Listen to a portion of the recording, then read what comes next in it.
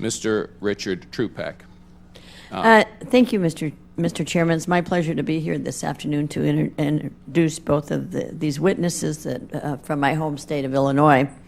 Mr. Wolf is the Executive Director of the Illinois Chamber of Commerce's Energy Council, where he advocates for the development of across-the-board energy sources.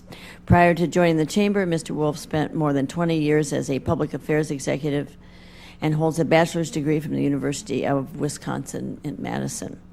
Mr. Trzupek has worked in the environmental industry for 3 decades, starting as a stack tester and now acting as an environmental consultant to many businesses. He is the author of Air Quality, Permitting, and Compliance Manual and Regulators Gone Wild. I haven't read that one yet, but how the EPA is ruining Americans' industry, and holds a bachelor's degree from Loyola University in Chicago.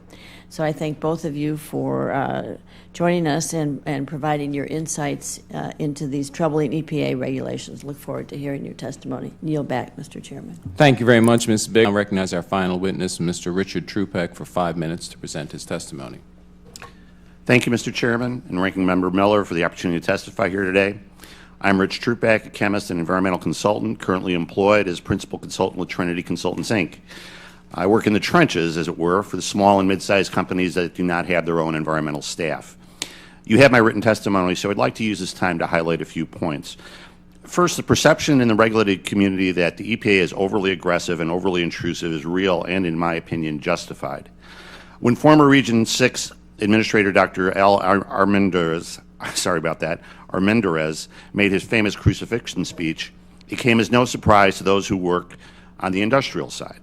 From the industrial point of view, he honestly expressed, albeit in far too colorful language, the way that most high-ranking EPA officials view enforcement actions. My experience has been that, at the federal level, intimidation is often as important as compliance. Second, many parts of the regulatory structure and the federal permit system are needlessly cumbersome and complex. Some states do what they can to provide help in streamlining. TCEQ is a great example. But there is little they can do about the parts of the programs which are subject to U.S. EPA oversight and approval. The complexity of the regulatory structure creates more and more opportunities for noncompliance, which has nothing to do with exceeding emission limits, but are rather strictly about paperwork and procedures. The combination of aggressive enforcement, regulatory complexity, and a clunky federal permit system does lead to adverse economic consequences. I have seen many cases in my career where the decision not to build a facility in the United States or the decision not to expand an existing facility was heavily influenced by the regulatory environment. This is not to say that environmental regulations were the only factor in these decisions, but they were important factors. Third, I believe it is time for Congress to review the way the U.S. EPA is allowed to continually redefine its mission, particularly with respect to the Clean Air Act. Under the Clean Air Act, the U.S. EPA is allowed to continually redefine what constitutes clean air by issuing new ambient air quality standards. By continually moving the goalposts farther and farther as the air has gotten remarkably cleaner and cleaner, the agency thus justifies a continuing level of effort with less and less actual environmental or human health returns. The United States now has some of the cleanest air in the world, and I would respectfully suggest that it's time we acknowledge that fact and that the Clean Air Act reflects that fact. Fourth, the economic justifications that the U.S. EPA uses when promulgating new regulations are, in my opinion, seriously flawed. In my opinion, U.S. EPA both grossly overestimates the economic benefits of regulations and ignores many economic, societal, and health consequences on the other side of the ledger. In a way, I think it's unfortunate that we call the metric value of statistical life because it tends to imply maybe I can plop down $9 million and buy a person. What it really is the net economic productivity of the average person, how much money he makes, how much he impacts the economy. When you say it's a value of a life, it's going to be insulting no matter the number. I personally think I'm worth more than $9 million over the course of my life.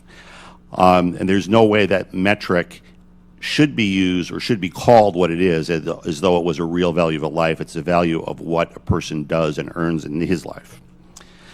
You will note that all the above comments are not related to the U.S. EPA under this or any other administration.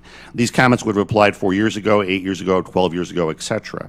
The only real difference over time is that we can apply the word more each and every year. Regulations get more complex, the EPA gets more aggressive, economic justifications are more unbelievable, etc.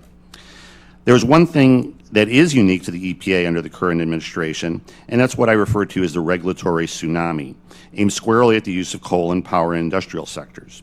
Through a combination of greenhouse gas limitations, which the previous witnesses have talked about, new permitting requirements, new ambient air quality standards, and new hazardous air pollution rules, the agency has made it virtually impossible to build the new modern coal-fired generation in the United States that would replace our aging fleet. The EPA has thus effectively decided that more and more of the baseload power generation capacity the American depends on will be natural gas fired. In the long term, I strongly suspect this will lead to substantial increases in the cost of electricity and in more wildly fluctuating power prices. Thank you again for the opportunity to testify, and please feel free to call me again in the future if I can be of assistance to the committee. Thank you very much. I thank the witnesses for being available for questioning today, reminding members that committee rules limit questioning to 5 minutes. The chair at this point will open the round of question, and I recognize myself for 5 minutes. Mr. Trzupek, let me just follow up on that regulatory tsunami. I'm sure you're aware, as everyone in the public is, we had this 2,700-page Affordable Care Act bill, and a whole bunch of rules and regulations had to come from it.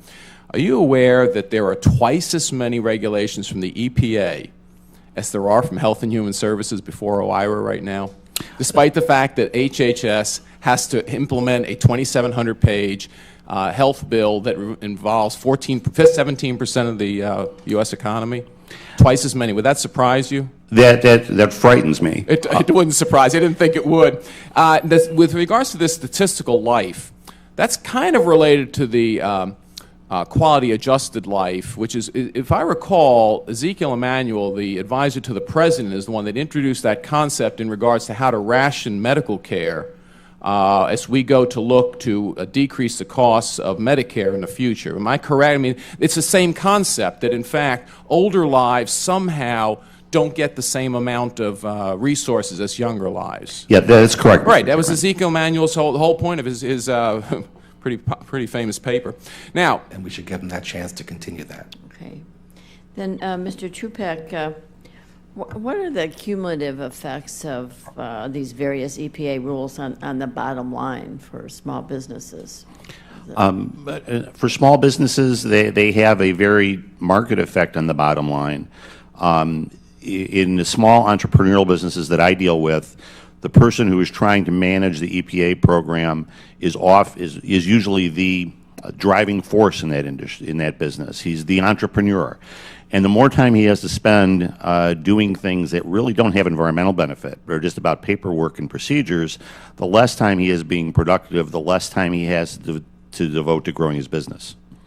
Do you think that the EPA's carbon pollution standard that will effectively ban coal generation will impact the manufacturers and small businesses?